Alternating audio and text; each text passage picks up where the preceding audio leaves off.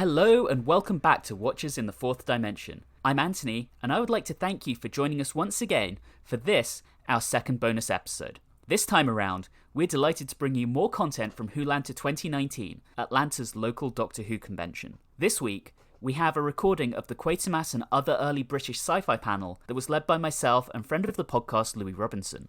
This panel was chosen for recording as it links in with our brief discussion from our very first episode around the sci-fi landscape in Britain prior to Doctor Who. As you are listening through this, please keep in mind that this was recorded on a small portable recording device, so there are times that the recording is a little quirky. There is plenty of audience participation, and there's also a little bit of background noise at times, so you'll really get the feeling like you were there. That said, there have also been a small number of edits to the recording, to really try and ensure that you have the best listening experience possible. So, sit back and enjoy.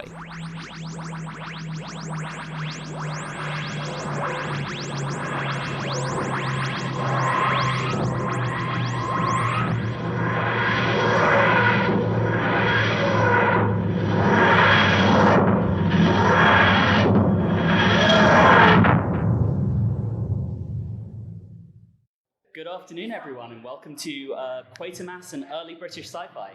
Louis and I have been talking and ahead of this, and what we want to do is basically cover everything up to Doctor Who. So I guess we should introduce ourselves first. My name is Anthony Williams. I am one of the hosts of the Watchers in the Fourth Dimension podcast. I'm recording this for possible use as a live episode, should the recording quality be good. And with me on the panel, I have Louis Robinson, and for this panel, I used to work for the BBC. And I worked in the early years of my BBC career, from 1969 to 1975, as a film editor in a thing called the Government British Pictures Studio, which was called Lime Grove. Since then, it's been pulled down. Lime Grove was a wonderful early British movie studio in which they filmed all sorts of wonderful things, including The Lady Vanishes. And there were people who worked there who also worked in the early film business. And of course, I worked on Doctor Who in 74. So that's my background for this particular panel. I have to keep editing the CV for different panels. And I guess the most notable thing from a Doctor Who perspective about Lime Grove is I think it was Lime Grove Studio D was where Doctor Who started. When I worked at Lime Grove, we used to walk from the cutting room, which was on the 7th floor, down in an elevator, lift, and then on the first floor we would walk through to the canteen, and we would walk through the studio in which The Lady Vanishes and the first episodes of Doctor Who were made. It was about the size of this room. It was amazing how small it was. Was that the studio where if the lights were on too high, the sprinklers would come on? Yes. Yeah. And if you pulled, it was Star Trek, wasn't it? Where if you pulled the flush in the restroom, you could hear it on the set. And the set was on 2 different levels. So, as we delve into early British sci-fi, I think one thing that's really key to note is the BBC was actually the first broadcasting corporation in the world to televise a piece of science fiction. Yes. And in the, I want to say the 30s, they made a production of a play called R.U.R., which was by Carol Capek. And just from there, I mean, the BBC established its pedigree for making sci-fi very early in its history. And in the 50s, they did an adaptation of Caves of Steel, starring some unknown person named Peter Cushing, and they did an adaptation of 1984, and they did all these things in the 50s. I was talking to Anthony earlier, and I said, do we include 1984? Of course. And he said, of course. 1984 went out live. It took the country by storm. What was it, 1950-something? Yeah, and it was done live. It was shocking to people to see. The next day, I think it went out first on a Wednesday, and the newspapers were full of this shocking program. The cast was taken aback, and they had to do it again live on the Saturday, knowing that they were a hit. Isn't that extraordinary? And I think there is a video of it still available, of the first, I think it may be not the whole video, but bits of it. But it's the idea of putting your head into a cage of rats and all that stuff. It was just amazing. And of course, on that note, like most early British TV, most of what we're going to talk about is missing or only in fragments. Now, why is that?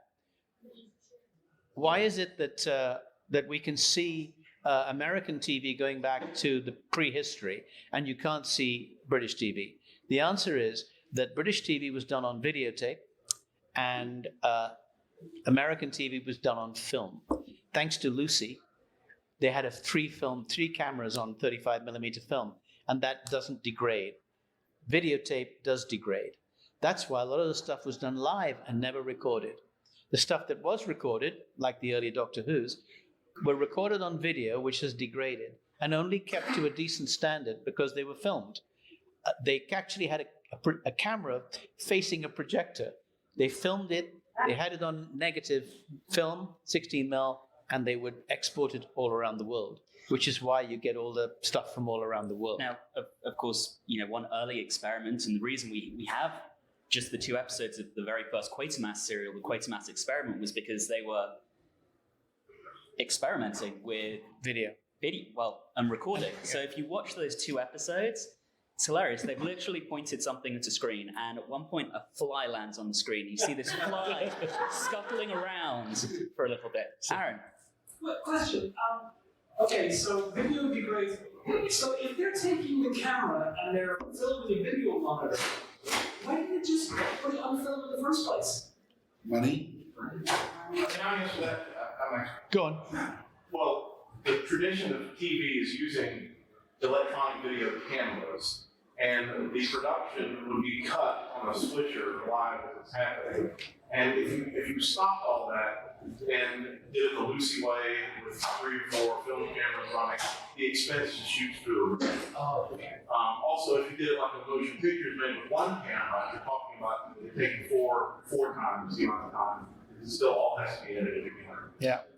Also, the technology wasn't really there. I mean, No. television was just electronic cameras, and that's how that is television. When I first joined the BBC, remember 1969, on that first year we were sent to different departments, and I went to drama sequences, which was the 16mm film that goes between the 2 studio videos. There's a famous Monty Python sketch where the guy is surrounded by video, by film. My God, we're on 16mm. Let's go back into the well. It was in Ealing Film Studios, and the film editors said, "You've joined the right department. They can't edit video." Boy, did they have to eat their words 10 years later. And it just took over completely. And now you even film on video and make it look like film. I mean, video on video, tape and record on video, and it looks like film because you can just make it look like film. So, but anyway, so we go back to these early. I kind of dispute what Anthony says a bit, because it's been my view, particularly from the Doctor Who experience, that the BBC regarded science fiction a lot as a second-rate thing. What they really wanted to do were classic serials, and I keep saying what they really wanted was another production of Pride and Prejudice. Yes. That's, in fact, I can prove that, because when I worked on Telly Addicts, which was 13 years long, it's a quiz show about television. I used to go down to the Radio Times at the beginning of each season and look through the Radio Times to see any programs I'd missed. And I couldn't find Doctor Who. I mean, and starting children's Doctor Who. I couldn't find Star Trek. There was some Daniel Deronda or something on the front page of the Radio Times. And there is a Saturday, as a replacement for Doctor Who, new series Star Trek. That much, just the cast list, that's it. So, in a funny way, the production people on the BBC who came from Oxford and Cambridge literature degrees didn't really get science fiction in the way that Americans got science fiction. You did in a way with things like Rod Serling's Twilight Zone and things like that. But there wasn't that big tradition of sci-fi as such. But some great movies, some great shows slipped through the cracks. One of them being my favorite of all, actually I don't even think there's a recording of, called The Big Pull, which was about two guys going up in a space capsule and coming back. One was brain dead and the other one was both of them. And as they go through, the 4 become 2, 8 become 4, and eventually the whole world is full of zombies. And it started off, and that was the big pull. I used to watch it every Saturday. It was about 12 episodes, and it scared me to death. It was in the tradition of early Doctor Who's, you know. But I was going to say to Anthony that I'd like to just say one thing earlier than that. What really came over underground in Britain were comics. And the Eagle comic, which you may have heard of, is absolutely vital, because in the Eagle comic, which was produced as a Christian comic, was Dan Dare, Pilot of the Future. And the only way Dan Dare now lives, because the copyright was bought by some film company who suppressed it, is that some of the illustrations of Doctor Who you see now from Radio Times is done by the same artist, Frank Bellamy.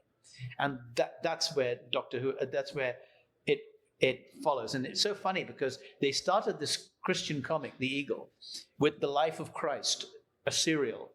But the thing that really took off was Dan Dare, Pilot of the Future. You know, and anybody who were you in Britain at that time? Yes. Yeah. It was a little, I'm a little bit older than that, but I can remember seeing old copies of it. And some years later, they actually did a paperback based on the first. Yes, that's right. And they also used to produce the Eagle Annual, Yes. which also had Dan Dare, Pilot of the Future. And the artwork was amazing. The Bellamy's artwork was amazing. Yeah, it's wonderful. But it's so interesting that in England, we didn't get a lot of American TV. And what we did see was in comic form, in the Dell comics and in the Eagle. Yeah. And then slowly, Doctor Who was the big breakthrough. Yeah. But I mean, I don't think the importance of Dan Dare can be understated. So there's someone out there, her name's Elizabeth Sandifer, she writes a phenomenal blog called TARDIS Eruditorum. And when she's talking about those early episodes of Doctor Who, she talks a lot about Dan Dare and the influence that Dan Dare had on British televised sci-fi, including Doctor Who. So, I mean, I've never read any Dan Dare myself, but it's wonderful. I mean, we used to just wait for that damn comic to come out, and there were other characters produced in it. Harris Tweed was a comedy character. There was a guy called Lucky Luke who was a cowboy, but it was Dan Dare, Dan Dare, Dan Dare. That went for how many years? Well, it started in the 50s. Yeah. And I met when I was doing a show called The Originals, which I produced.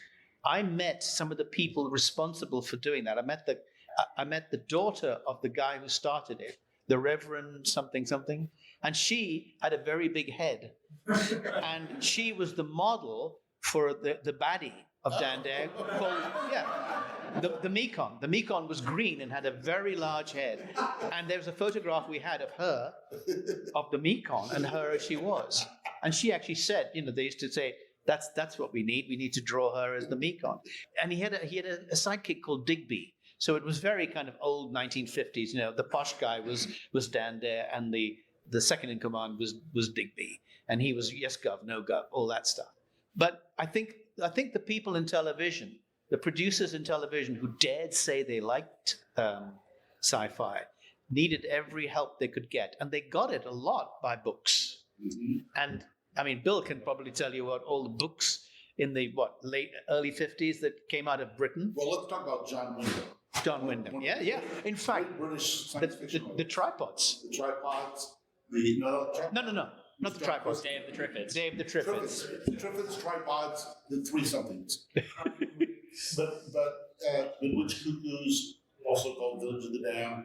But his stuff was what I consider British science fiction. Is always about the end of the world. It must be really depressing to live in. Well, I guess it was the Empire. Going back to an earlier panel, it was about the Empire being destroyed. Yeah, dysfunctional. I can't understand why it was that it took so long for sci-fi to catch on. And even when Doctor Who started, there was resistance in the BBC to something as naive as we would say under the arm as science fiction. But early science fiction was watched by millions of people who liked it, mainly young people. because I don't think people who fought in the Second World War were interested in science fiction at all. What's interesting is you talk about the resistance in the BBC, but on the other side, on ITV, in the late 50s, early 60s, you had Sidney Wilson join the Associated Broadcasting Corporation, which was one of the regional producers for ITV. And he came over to the UK from Canada and said, I want to do sci-fi. And he produced Out of This World, which was a serialized, not serialized, an anthology series. Thanks. Really good. They showed it here in America in the mid-60s. And only... Well, so there was Out of This World, and then there was Out of the Unknown, which came later. Out of This World, only one episode survives, Lost Little Robot. And wow. I mean, the sets are basic. That's a Kuttner story, isn't it? Lost Robot. Asimov, I think, wrote it. I don't think, it could be Asimov.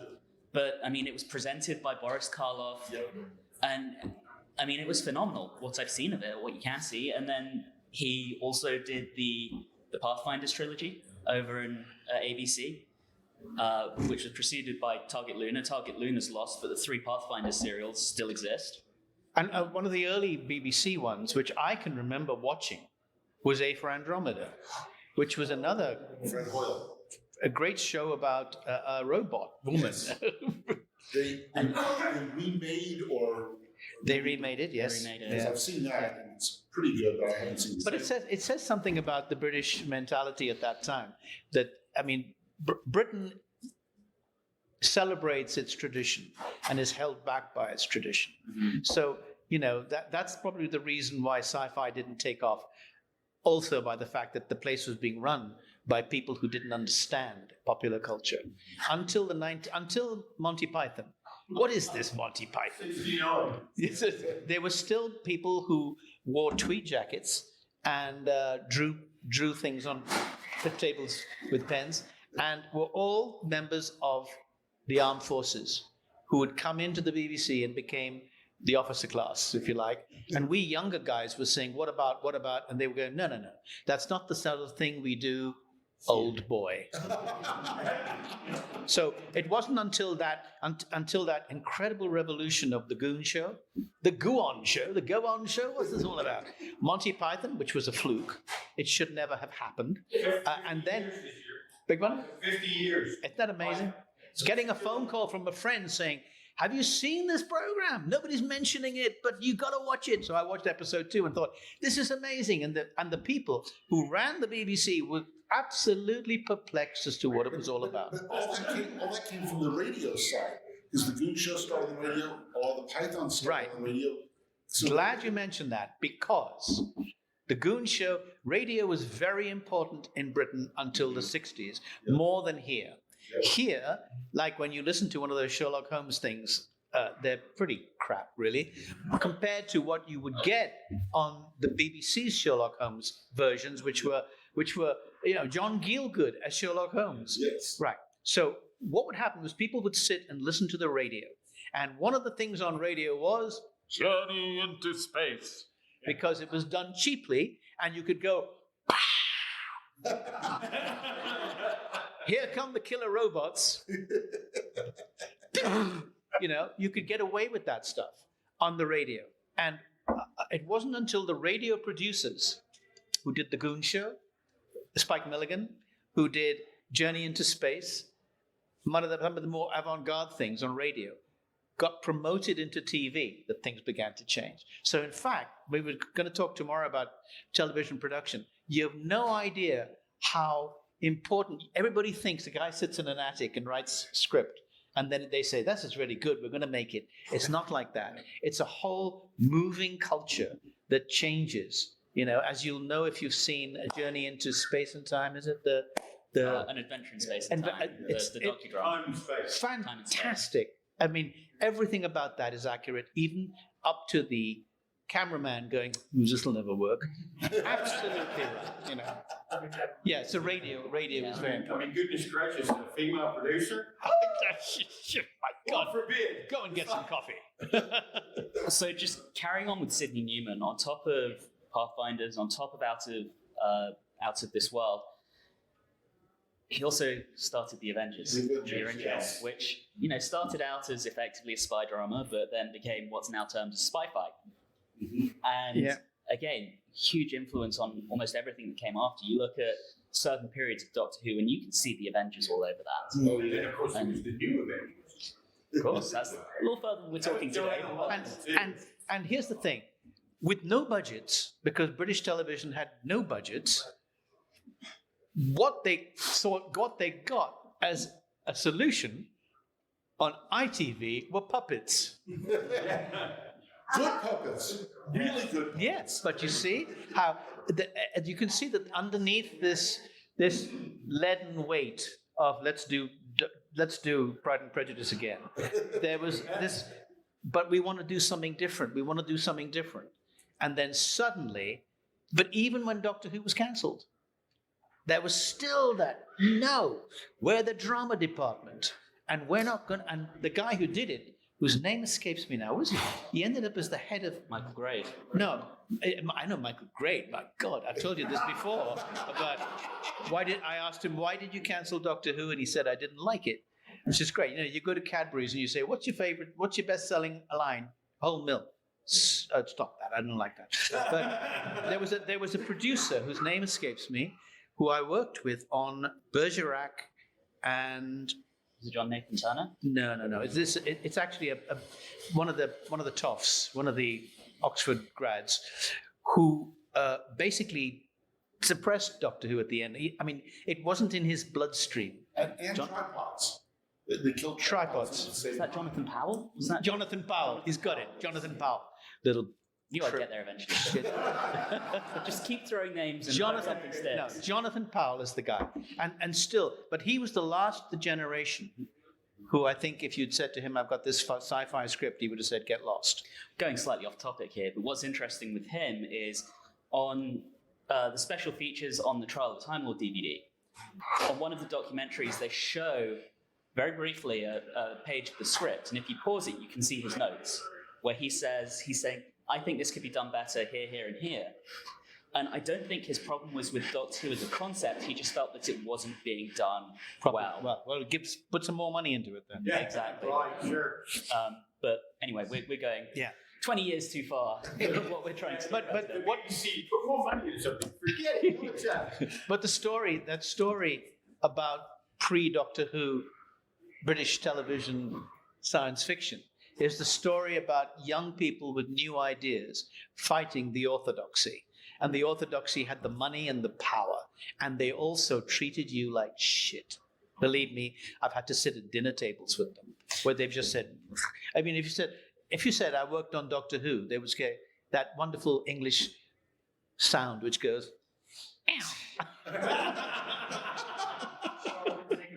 That's right. So, I think when the BBC brought Sidney Newman over from ABC, that was an attempt to freshen up the station. And obviously that wasn't a long-term thing because the BBC soon fell back into their old ways of, sci-fi, what's that? We don't want anything to do with that. But, he was, for me, the pivotal figure in that late 50s, early 60s. Was he a mistake? Was he a mistake? Or did he have, was there, we can't find anybody, let's bring Sidney Newman? Or did they say, there he is, he's a good guy, let's get him? They thought that the BBC was stuffy, and I think the government put some mandates in of, you can't carry on like this. But wasn't there something else about Doctor Who originally being planned as not just as an educational series? Yes. That's what That was Newman's whole idea. He did not want, I don't want people in silver suits and Flash Gordon. No. I want the French Revolution. But see, I think that's where the new Doctor has gone back to the beginning because she does do those historic episodes. Although they had aliens, But what's interesting on that note is if you watch the Pathfinders trilogy, which of course, as I mentioned earlier, Sidney Newman was the producer for, it has that educational element as well. There are pieces brought in where the concept is a rocket goes into space with a bunch of kids on board by accident with a couple of adults, and they will. The kids will always be like, what's going on? And then the adults will actually explain things scientifically. So you get a science lesson with your drama in space. So it's the next Kind of. Imagine I've got an idea for a program. Boy, have I got that sentence down a million times. I've got this idea for a program. What is it? And you're faced with, Lieutenant Colonel Bloggs, who's now the head of your department. How do you sell it to him? You don't sell him the program. It's like selling Star Trek as Wagon Train to the Stars.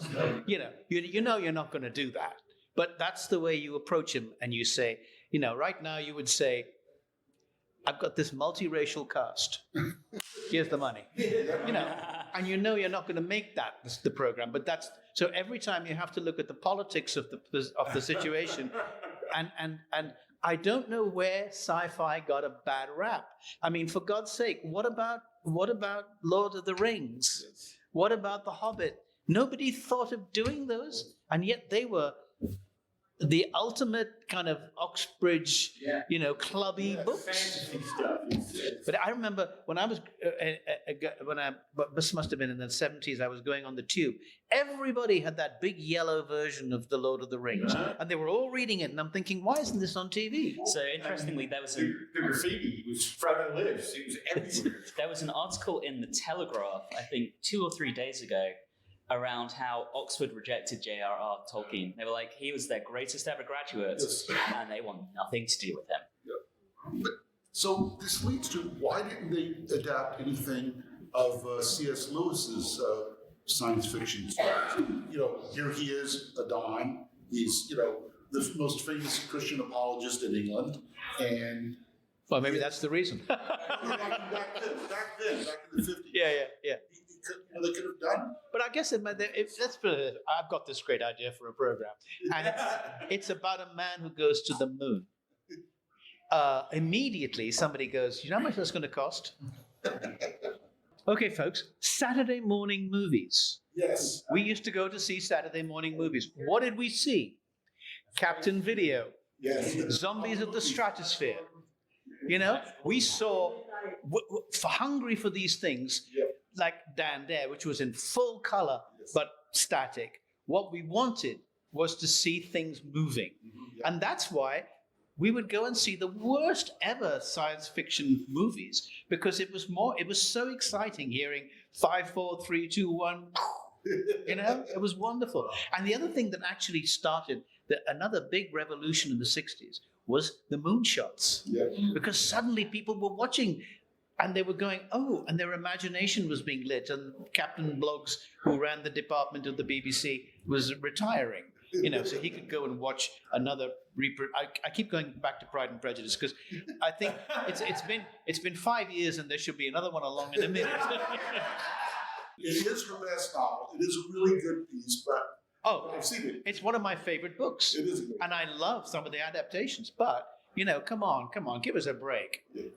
Just so you know, there is another one coming out next year. No.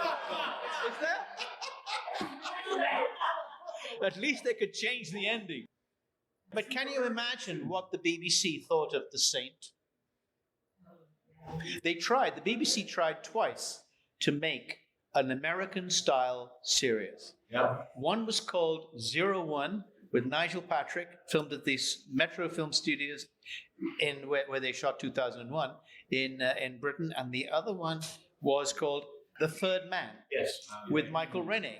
And they didn't they were shot like movies, but what they were trying to do was to copy ITV's The Saint, basically. Because the Saint and Robin Hood and Sir Lancelot and all that stuff was really, the BBC didn't like it at all. So, And I mean, on that note, though, Louis, I mean, I think the thing to keep in mind is the BBC is publicly funded. The government funds it. They do not have to justify their existence. No. They do not have to push boundaries. They do not have to pander to what people want. Right. As far as they're concerned, everyone wants Shakespeare and they want another version of Pride and Prejudice. Whereas ITV had to get the audiences in because it was paid for by commercials. I love the phrase you just used, which is so British that even I've forgotten it. Pander to public opinion, as opposed to respond to. So one of you might know this. Was not the Avengers the first thing that actually was really popular in America that came from England television? When it went into color and when it went early. Even the black and white. No, the early Avengers I don't think were they? So the first 3 seasons were black and white. Season 4 was Season 4 was black and white as well, but that was the first one that got showed here. No, I remember the black and white Avengers here. Season 4 was black and white, and it made it here. Yes. That was the first season made on film. Who was the woman? That was Diana Rigg by then. You see, now Honor Blackman had already gone. Yes. Okay, She got and don't snapped up forget, by the Bond. first series of the Avengers did not actually feature Steed as the main guy. It was Ian Hendry was the main as guy. Dr. Keel, I think. The Avengers actually got so popular over here that I think the last 2 seasons were part funded by a US broadcasting Yes, they were. company. So they could really start pushing the envelope because they had more money than almost any other British show. But I do think that the first Diana Rigg series came over here, and that was a huge hit here. Yeah, but I think it's more a cultural thing about the science fiction, the early programs. No matter how popular they were, and I would have thought after 1984 they'd have churned out a whole bunch of them. They resisted and they resisted and they resisted. And it would be really interesting to go back and find out, this was really good in spite of it being science fiction. What that thing to fantasy and science fiction was in people's heads, that they didn't think it was kosher. It was not real literature. Dickens, yes. Jane Austen, yes. I can remember seeing there was a special slot, wasn't there, on Sundays at 5, which was nothing but classic serials. They just took every book out of the, Trollope, anything. They Biggles was sold, wasn't it? Yeah. Biggles was sold to a company here, a film company who suppressed it because they had a film being made at the same time, which was also about First World War races. Tragic. Biggles books were fantastic. Biggles and Dan Dare are the 2 products that have just been suppressed by somebody. And it's not until somebody like Disney with enough money comes along and says, open. What you need to do is to find a producer who values the property. And I don't think you get many of those. They go, how can we get more people to watch this Biggles thing? Let's set it in Dickensian England. Absolutely right. Let's star Kim Kardashian. Perfect. There's a very good story about a book which I keep recommending, which is called Adventures in the Screen Trade. It's a fantastic book about how all this works. And I'll never forget the Agatha movie, which was about the disappearance of Agatha Christie. Oh, yeah. And the story was about the disappearance of Agatha Christie. They didn't get enough money, and so they got a star in. They had Vanessa Redgrave, who wasn't big enough. So they got in Dustin Hoffman, who essentially came in with his writers and took over the movie. So it became a story about Dustin Hoffman. And the producer, who did Chariots of Fire, he actually took his name off it. But that's the way in which a product gets changed. Right. At least with the BBC. At least, wasn't there a Dracula on BBC Two, which followed the book? And it was terrible. It was terrible. I mean, there is a certain leeway between all these things. But I still think, as you're talking about pre-Doctor Who sci-fi, they didn't have the fan base is amazingly important. Has anybody written a book yet about how important fans are to the production of these? Oh, I'm sure someone has. Especially science fiction. I mean, back in the day, Exist, I'm sure, but just not. I just think in my day, when I was growing up watching Doctor Who, I watched the first episode. Would you believe? Somebody on a panel the other day said, I'm so honored to be on the same panel as Louis. He saw the first episode. I thought, my God, he's honored because I'm old. Old and British. And British. I can remember standing at the top of the stairs, having watched it and shouting down to my aunt, Kennedy's been shot. And then the next week we saw it again. And that's when it took off, because all the kids came out with the Absolutely. Daleks all the time. Absolutely. And that There was- great there was moment in the plastic- movie. The plastic bag. Yeah. Yeah. And we all had our. Bag and the whisk. Shut the plunger. But you see, all that would not have affected the BBC because the people who made the decisions didn't know. It's like an out-of-touch government. Right. that says, they're going to like eating popcorn because that's what we can produce. Well, when you've got a machine working, and the BBC is like a machine. Right. Back in the day, if you came up with an idea and said, I want to make a film about coffee, they would say, well, which department can we put that into? Because we've already got a coat that you can wear.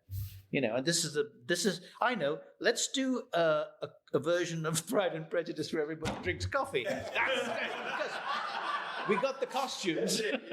Something you just said, Louis, gave me a phenomenal idea for an A-level paper, maybe for history or governance and politics. An A-level paper. A-level. Compare and contrast BBC's governance circa 1963 and Theresa May's government circa 2015. Which one is more useless? You will like what we have to sell. But just one other thing. The thing that people loved, just to back up my point about drama on movies and TV before 1965, they all loved making movies about the war. Because the people who produced the movies had all been in the war, and they were writing their history. And the people who were watching it. Absolutely. So they knew all. Now, if I show, I love, and I did a lot of work once. I wanted to make a TV show. I had a great idea for a TV show, which didn't work because they didn't get it, and I guess that's okay. It's a bit nerdy.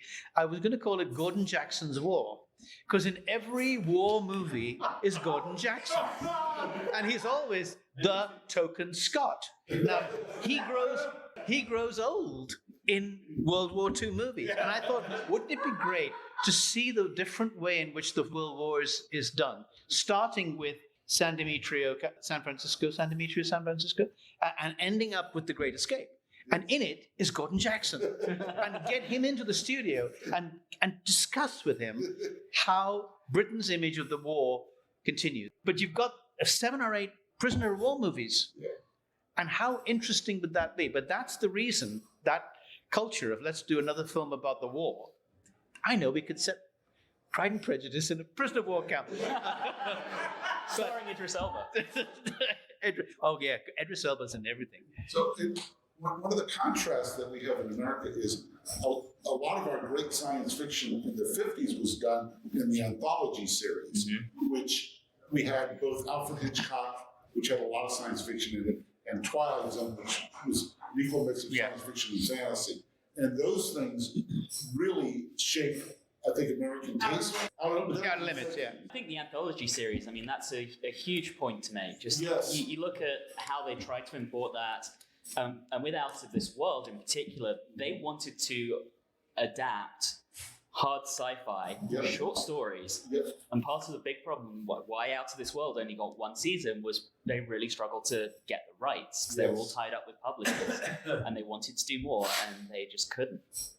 And then a few years later it came back with Out of the Unknown, which is equally spotty in how much of it still exists, but it was the same concept, same person running it. Stephen Newman just took her from ABC, brought her over to the BBC and said, we're going to do the exact same thing. So I remember one of those series got imported to America, and I came over just one summer, and I think I was 13 or something. I loved it. It was just, wow. But you see, that's very interesting because I can remember sitting and watching American TV. I would not watch British TV because it was done on 3 cameras, it was done on video, and it looked like soap opera. Whereas I loved watching all the Westerns because they were proper films. They were proper films. I was more interested in the stories. But then again, I watched The Avengers, which really was shot more American style. Yeah. And Well, there was this guy in it person. particularly after season 4, which was then when they made the transition from videotape to film to be able to sell it to the American market. And Dynamite. Jeremy. One thing I think that's tied back into sort of the departmental issues with the BBC, and I guess it kind of explains this stuff in the early 60s, but Doctor Who was always produced in the drama department and not the children's department. Right. And now it's a big thing, and the children's department's like, well, why is this show, which is supposed to be catering to children, not get us in drama school, and why is this crap sci-fi show in the place where our kid can consider that? Right? So it's an interesting way of, I don't know why sort of it was made that it always had to be made in drama. But that was something, sort of adult, grown up. But if you look at the way the BBC was organized was in departments. Yeah, right. And it's not like now where you would say, I'll set up my production company, we'll do the movie. And that Minder and the Sweeney were the first ones who started with 3 people around a desk, and then they'd hire a cameraman and a sound recorder. Now, you would literally walk into a room full of people, and if you didn't like the the film editor, screw you. You're going to have him because he's the guy who comes with this room. Minder and the Sweeney were both ITV folks. Yeah, right. Yeah, you would not have had that if somebody had come up with the idea of the Sweeney, which was basically a British cop show, just like all the cop shows they have now. If he'd walked into the BBC, they would have said, "Great, there's your office, that's your crew, that's your secretary, go to it." You couldn't say, "I don't like that editor and I don't like that cameraman because he doesn't film it the way I film it." There was only one way of filming it. Right. It's like at film school. How do you make a movie? You have a 2-shot, you have a medium shot, you have a medium shot, you have a close-up, you have a close-up, go away and edit it. Yep. Nobody ever said, "I want to do it differently," because immediately you said that, Orson Welles and Citizen Kane, they would say, "That's not the way we do it." And I think the BBC was such a bureaucratic thing that you couldn't give yourself a personal view. And what's the first program that had a personal view? I, Claudius. Yeah. Where he said, Jack, what's his name? No, the producer. He died. Yeah. He said, "I don't want to do it with 3 cameras, even though it's in a studio and it's on video." What? But we've got 2 cameras spare then. I don't care. I want to do it this way. And we can edit videotape, so we're going to do it that way. That never happened. And maybe that's the problem with Sci-Fi. Sci-Fi didn't have a guy inside their organization saying, "Let's do it." And that's why ITV was the one that had to do it and then import people in to do Doctor Who. And that's the way they subverted the Beeb. But meanwhile, there was a rigid structure that said, Pride and Prejudice is all we want, buddy. Oh, no, actually, it's worse than that. It's Dickens. Yeah. Dickens. My God. Dickens and Cod Shakespeare. Cod Shakespeare. Cod Shakespeare. I can remember when I first went into Ealing, I was put with Dixon of Dock Green. Oh. And that was produced by the kids department at the time. That was a great show. Wow. Yeah, that was, I'm 68, it was still, he could just about move. And they used to stand in front of the camera and say, "Evening all," and "Goodbye." And that was basically Dixon. Was it officially the children's department or the light entertainment department? Children's, I think. Okay. Light entertainment never produced drama, I don't think, did it? But you see, there you have it, light entertainment department. They used to say, "I've got a great idea for a program. Which department will produce it?" Yeah. That's not the second question. No. The second question is, what is it? Yeah. And I'll tell you, I once went with a script with my writing partner. We got the head of Pebble Mill, Birmingham, drama department, and he said he took the envelope with the script and said, "Well, yeah, boys, the thing is, we don't have enough money. But if you could produce a multi-ethnic cast, I know the Asian department have money and they want to put money into drama." So he never opened our envelope. Because what it was about, at a certain level of management, it's not about what the great idea is. It's about how can we ferret this money away, and how can we get, if we produce 2 Asian actors, we can get money from the Asian department, So, and so, like maybe in the production panel tomorrow, you'll see that it's not about, "I've got a great idea for a show, let's write it and do it." It's about all sorts of other things, like "I don't like him," and that star. If we can get Tom Cruise, my God, we'll put $80 million into Doctor Who. So, with that thought, we're basically out of time.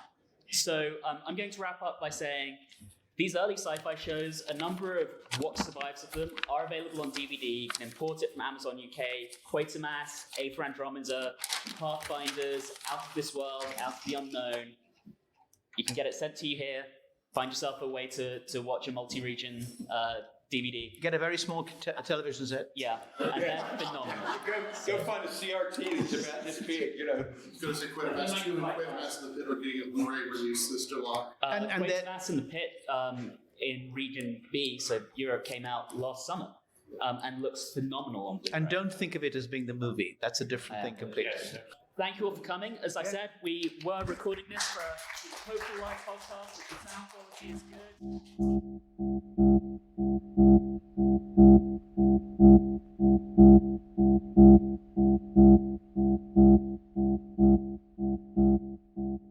Well, we hope that you enjoyed that. It was a really fun panel to be a part of, and while we meandered all over the place during the conversation, I think that there were some really great snippets of information in there.